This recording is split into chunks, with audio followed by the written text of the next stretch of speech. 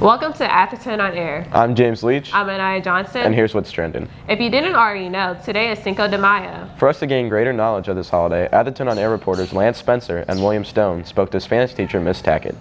Cinco de Mayo is celebrated more so in the United States than actually Mexico. There is a big misconception that Cinco de Mayo is Mexico's Independence Day, and that is 100% incorrect. I tell my students to correct anybody who thinks that. A lot of Americans on Cinco de Mayo will go to their favorite Mexican restaurant, have their favorite Mexican meals and beverages. And so I sometimes challenge them. I'm like, go up to somebody and ask, like, what are you celebrating? What is Cinco de Mayo?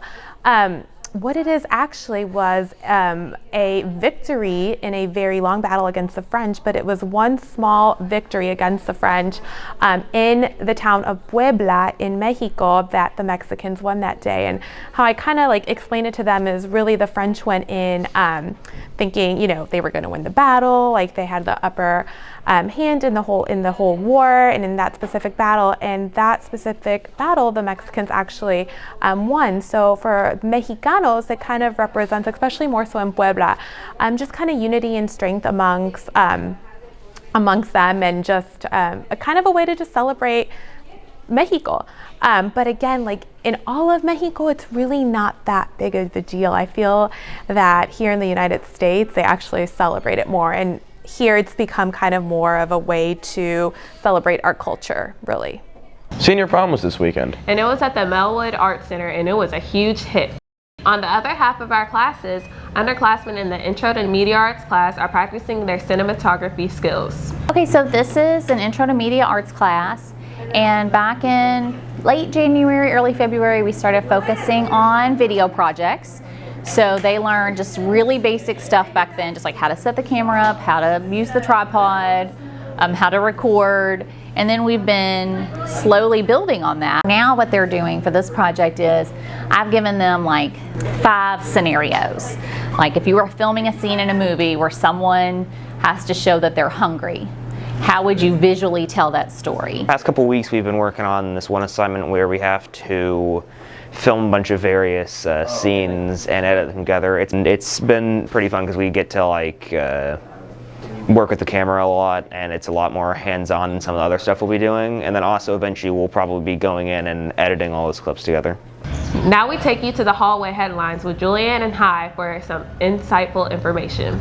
Welcome to the hallway, and here are the headlines. Recently at Atherton, several students have received the honor of being named Kentucky Governor's Scholars for 2022. Congratulations to Gunnar Aberly, Noah Callahan, Inanna Delaney, Josiah Finley, Scarlett and Sterling Holloman, and Sophia Raton.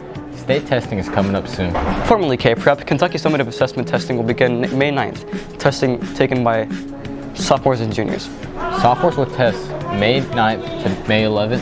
While juniors will test on the 12th, 13th, and 16th. The children's book drive is still ongoing. Donation boxes are located in rooms 221, 204, 117B, and 103. Make sure to be generous and donate your leftover children's books if you have any. That's it for the headlines. We'll see you in the hallway. Here in Louisville, every first Saturday in May, Churchill Downs hosts a nationwide event, Run for the Roses. While there, you'll see fast horses, big hats, and a bunch of losing tickets scattered on the ground. But how do you know your betting ticket will be the one turning to cash instead of trash? AOA reporters asked students their favorite ways to guess the winning horse.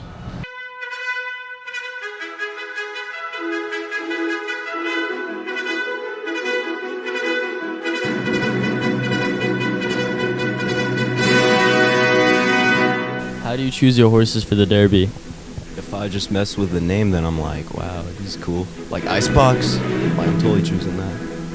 Normally I look at how well they do on different tracks and see which one's the fastest one. Nice.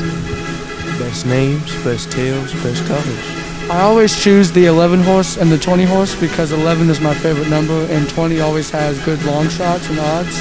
And then for my other horse, I always, look at the name and I look at their record and how well a payoff is going to give me if they come win, place, or show and stuff like that. And that's how I choose my third horse. Thank you. How do you choose the horses for the Derby? You gotta choose the toughest looking horse.